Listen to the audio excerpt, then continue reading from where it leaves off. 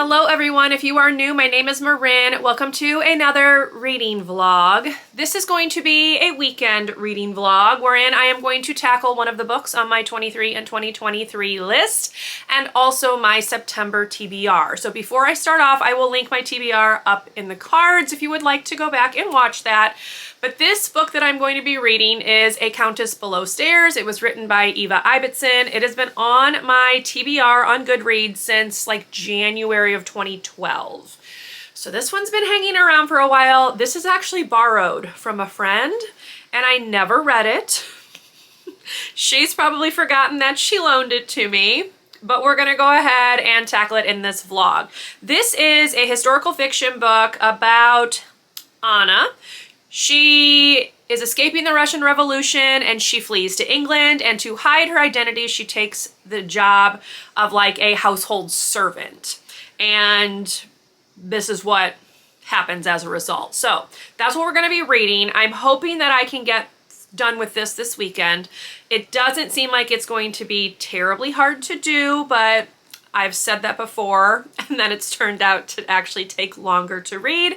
So we're just going to dive into this one, see how it goes. But before I get started on any reading, I wanted to do a couple of housekeeping type things. So first of all, I have received my September book of the month and I decided to go with The Stranger Upstairs by Lisa M. Matlin. This is a thriller and I don't typically go for thrillers because I kind of have a general rule that I don't purchase thrillers, because once I read a thriller, I personally will probably never revisit it because the thrilling aspects or the surprise or the twists or whatever won't be as fun upon a reread, in my opinion. Now, I could reread and like look for like foreshadowing things that maybe hinted at what actually happens, but that's not typically what I like to do with thrillers, so I don't usually go with thrillers. But this one sounded interesting, and it's what I decided to go with. None of the other books were really speaking to me, but this one did truly sound intriguing. So if you're not familiar, it says Sara is a therapist and a self-help writer. She's just bought a gorgeous Victorian in the community of her dreams, but the house that she just bought turns out to be the place where someone was murdered. So that's kind of the setup of this. There's more to it, but I don't like to go into thrillers with like a lot of background knowledge, so I'm not going to read any more. But this was my book of the month pick, and I might actually read it next month depending on how like my Wheel of TBR plays out. But yes, this was the pick.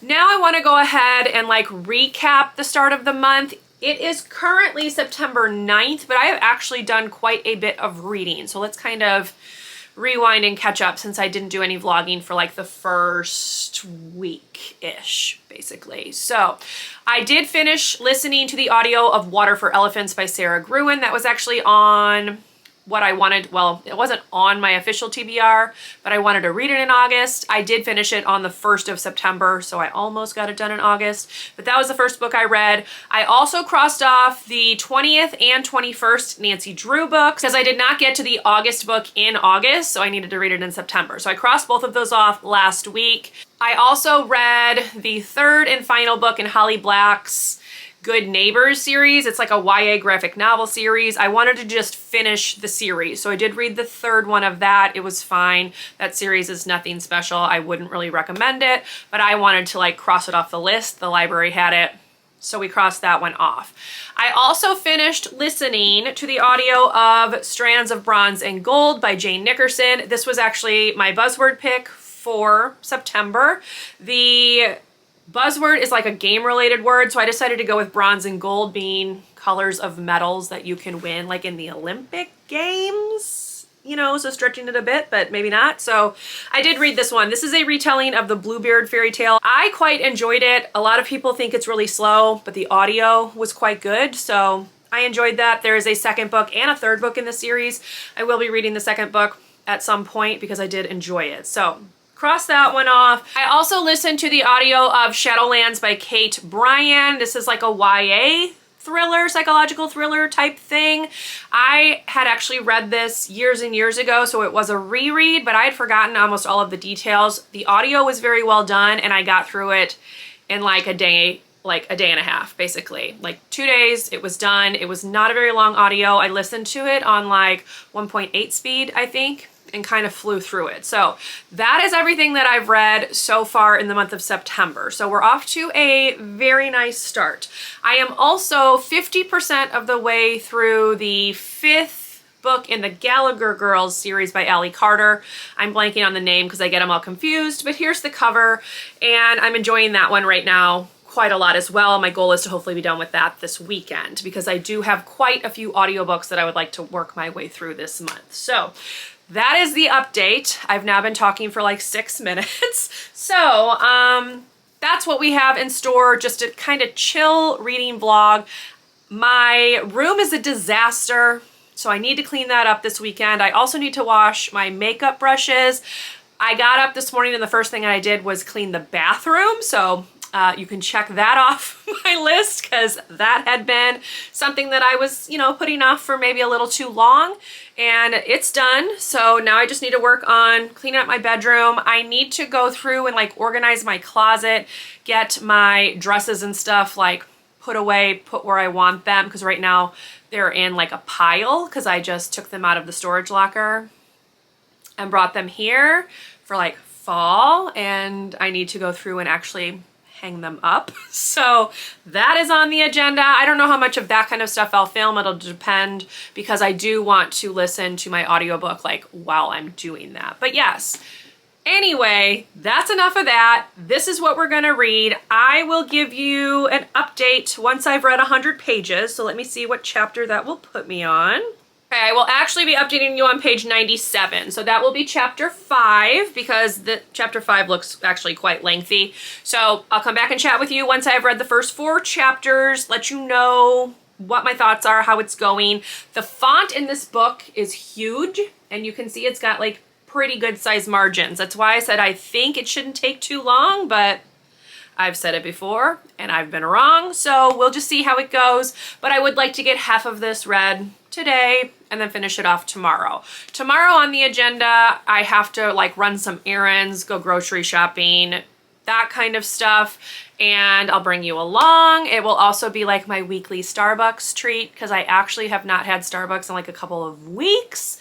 So yeah, that's what we're gonna do. This is gonna be chill and easy and relaxing because I'm tired. The beginning of the school year is no joke, and I just want to relax and enjoy. So I will come back and talk with you with a reading update in a little bit.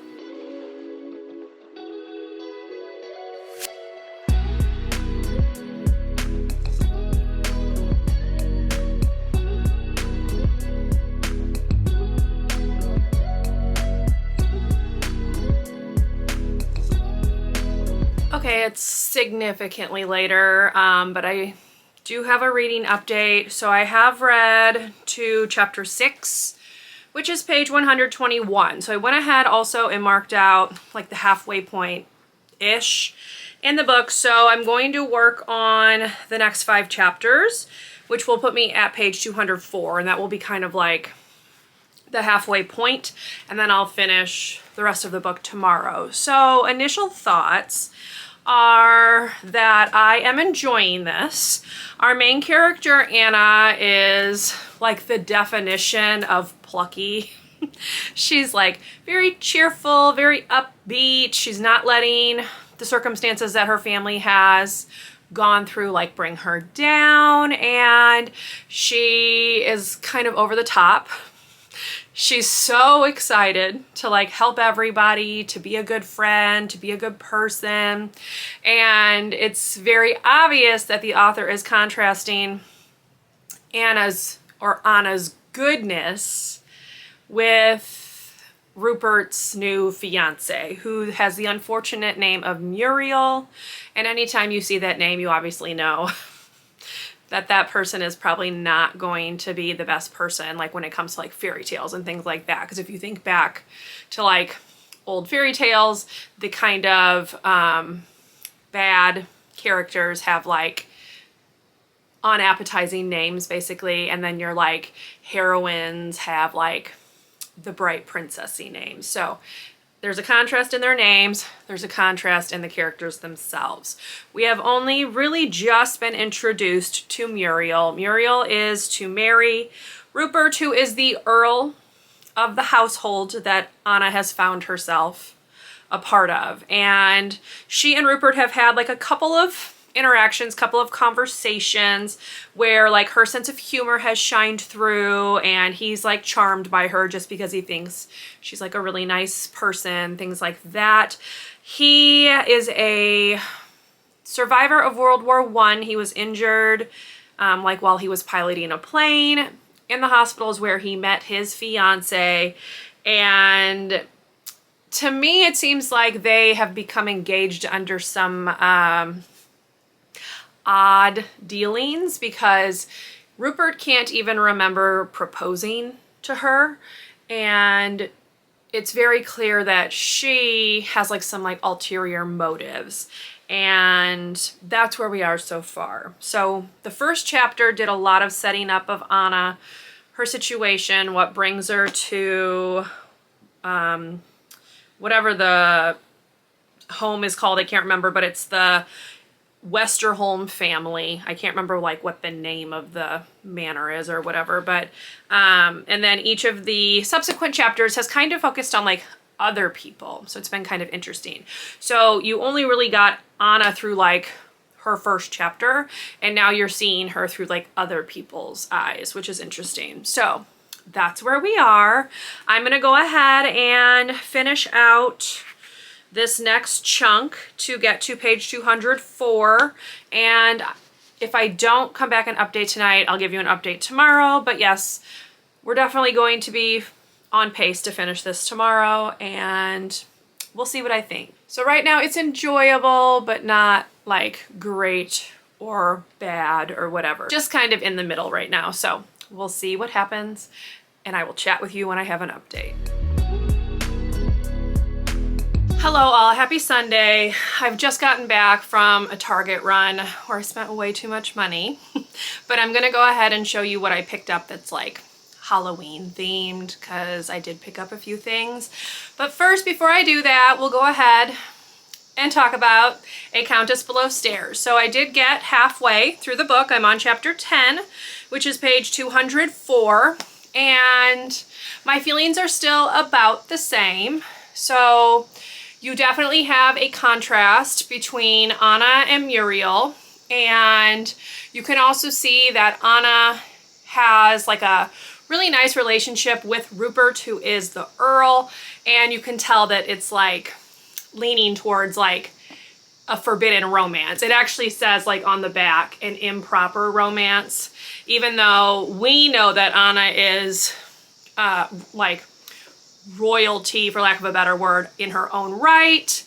He does not currently know that as of yet, but yes, we are getting into, I think, maybe the climax of the story in terms of Muriel's actions, because it seems like she's about to do something that's going to be pretty terrible. One thing I don't think I mentioned, Muriel is like obsessed with eugenics, and I guess that is something that was like happening in England during this time period, post-World War I, and Muriel definitely has some very strong feelings about like who is an appropriate person to like be able to live and who's not. So she's about to put some plans of hers into motion, which are not going to go over well, and we'll just continue reading and see what happens next. So the next time I check in with you, I am going to be on chapter 13. These chapters are quite long. So this is about 100 more pages, not quite. I will be on page 299, and then we'll finish off the book today. So I will see you in a few chapters in terms of the reading update. But before I do that, let's do like a little book haul. So I did get an Enchanted The Enchanted Sonata, which is by Heather Dixon Walwork. She wrote two books that I quite enjoyed. I really liked her retelling of the 12 Dancing Princesses, which was called Entwined. I read that, I believe, in 2021, maybe. And then last year, I think I read Illusionarium, which was her other book. This one is not traditionally published. This is a self-published or an indie published book. And she wrote this one in 2018. This is a retelling of The Nutcracker, but I'm going to be reading this in December because if my reading plans continue as they are, I will actually be able to read some Christmas-themed books this December for the first time, like, ever. So this is one of them that I will be reading, and I'm really excited because I've really liked both of her previous books. So I did pick this one up because my library does not have it. Couldn't find it in audio or anything because it is indie published. So I went ahead and picked it up, and I'm very excited to read it. So that's the little book mail. Now let's talk Target haul. So I did pick up some stuff from like the Bullseye Playground. They have these really cute plaid pumpkins. They're like fluffy. So I got 3 of these, 1 in each color. Obviously couldn't resist. Then let's see, where's my other Halloween stuff? I picked up just this cute little banner. I have a banner like hanging above like my filming area, so I'm gonna switch it out, make it spooky. And I also picked up this little ghost with a pumpkin. I believe, yeah, it lights up once you pull the tab out, so let's give it a whirl. There we go. So very cute. And obviously just seasonal decor. He was really cute. He was only $5, so picked him up as well. The pumpkins are $3, by the way. And then I also found just a Halloween mug. You know, 'tis the season. And inside of the mug, it does say Happy Halloween. So, you know, seasonal mugs, can't go wrong. And then the other thing I picked up is this little, what did they call this? A paperboard house. So it looks like this. You can put like a tea light inside and then everything will light up, but I thought that was stupidly cute. I might take this to school with me and just set it up on a bookshelf. We'll see, but yeah. So those were my Halloween goodies. And then I picked up a couple of cups. I have like a cup problem, but I'm trying to find like the perfect cup for work and I haven't been able to do it yet. So I did pick this one up. It's from Ello. It says it holds 24 ounces. It's a double wall tumbler, perfect for iced coffee. So I thought maybe this might be good for my Starbucks days. We'll see, because obviously I won't know till I try it. And then for water, I am going with this one right here, which is from Reduce. It is called the Cold One. So there's your tag. It's got a straw, and this is supposed to keep things cold for 24 hours. So who knows? Maybe it does, maybe it doesn't, but I do like that it's slimmer here because it will fit in my cup holder, which is the problem that I have with like my current water bottle. They do not fit in my cup holder. So I picked those up. And then I did grab like a couple of clothing items. So I saw this sweater the last couple times I was in. It's got these really cute like sequined stars on them, and I've looked at it both times I've gone in, hadn't gotten it. So I went ahead and picked it up this time, but it's just a long sleeved navy blue sweater with silver stars. And then I picked up a couple of lighter weight pants. They both have like the drawstring here, which I like because then you can make it fit. They do have like cuffed bottoms, but they're wide enough legged where I feel like it'll still like hang nicely. So I picked up a brown pair and a black pair. There we go. A black pair of those. Just some lighter weight pants that are gonna be comfortable, easy to shelve books in, good for like recess, etc. So that's what I picked up, along with like basic like household things that I had run out of. So that's my Target haul, and now I need to put all this stuff away. And then I'm going to get reading. So I will come back and chat with you once I have a reading update on A Countess Below Stairs, and we'll just hang out the rest of today. It is Sunday. It's almost 1 o'clock. So we'll just see what happens, what I get up to, and I'll bring you along.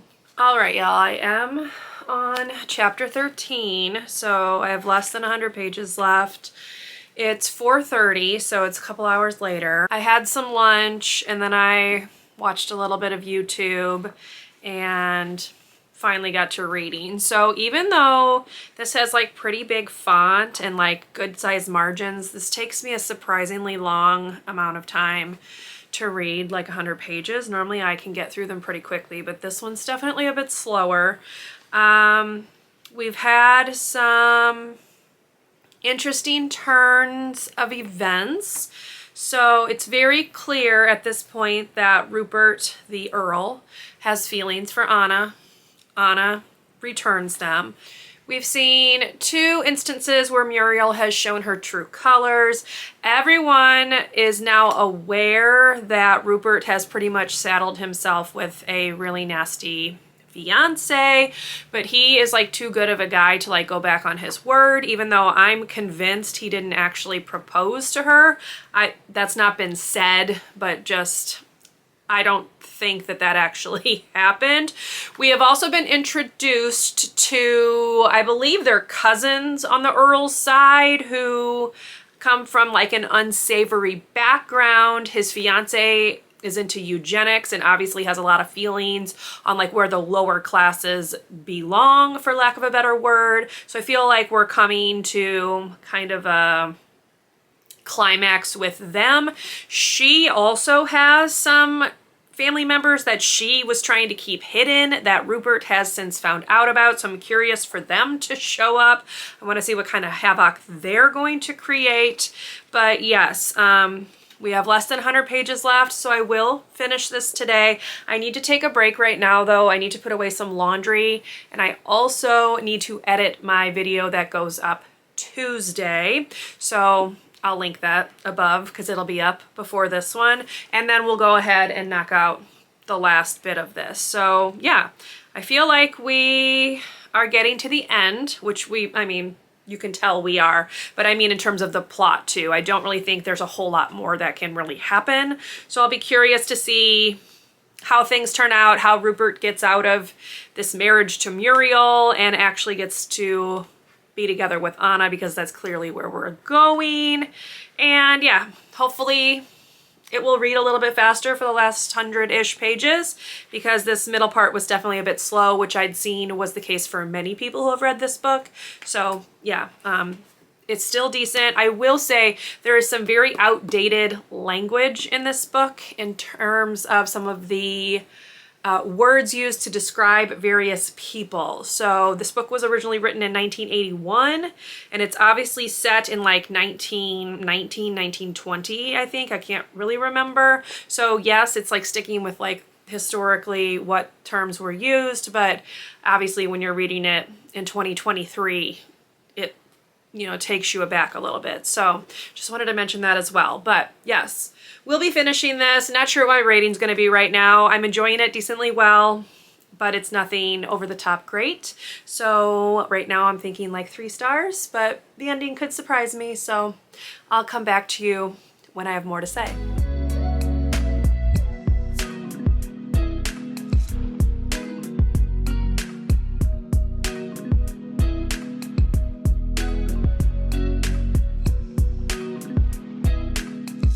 Okay, y'all, it's 8:25. I actually finished reading this a while ago, but A Countess Below Stairs is finished. I'm going to give this one 3 stars. I enjoyed it, but I don't really think it was anything spectacular. The main character is one of those people that if you met them in real life, they would probably really irritate you. Like, it was charming and cute in the story, but in reality she would drive me absolutely insane. What else? I really did like getting to know the other servants in the household and kind of the small town drama, for lack of a better word, even though, like, you know, it's kind of rural towns, obviously. And I did have a really good time with it. It was a lot of fun, very cute, some laugh out loud moments. Some parts made me tear up a little bit. And I do wish that maybe there had been a little bit more with like the romance, because I did kind of feel like there's some insta love in here. It's very like fairy tale-esque. You know, you have your main character who comes from wealth and then like falls down in life and then ultimately meets her prince or her, you know, the love of her life, whatever. So definitely fairy tale elements without like the magical aspect. But yeah, it was a good time. I enjoyed it. I'm glad to finally check this one off of my TBR, because I'm pretty sure it's been on there since January of 2012. And yeah, it was fun. So fun way to spend a weekend. I would be curious to read more from her, but I am curious to see what else she's written. I know that she has written some actual fairy tale type stories, but yeah, I'm not gonna like seek her out, but if something happened to catch my fancy, I'd give it a read. So 3 stars for this one. Overall, a good time. I wouldn't say you need to go out of your way to read it. Also, this book has been renamed to something like The Hidden Countess or something like that. I'll put the title down here, but it was like released again, like not that long ago, 2016 maybe, with a different title. So yeah, fun time, nice chill relaxing weekend, and a very good start to my September TBR, because this is another one done. Also, I did finish listening to the 5th Gallagher Girls book, which is Out of Sight, Out of Time, and that one was 4 stars. Good time with that one too. And I've just started the audio for Monstrilio. That is the September pick for the Literally Dead book club. So I'm not far into that, like 5% of the way. I've listened to like 2 chapters. So that will be my audiobook for the next few days. And in my next vlog, I'll kind of give you an update. I don't know what I'm gonna read next for said vlog. I have a couple of options, so we'll play it by ear. And that's all I've got for you. So I hope you enjoyed hanging out with me this weekend. If you did, please leave me a thumbs up. Consider subscribing to my channel if you would like to see more from me. And I will see you in my next video. Bye, everyone.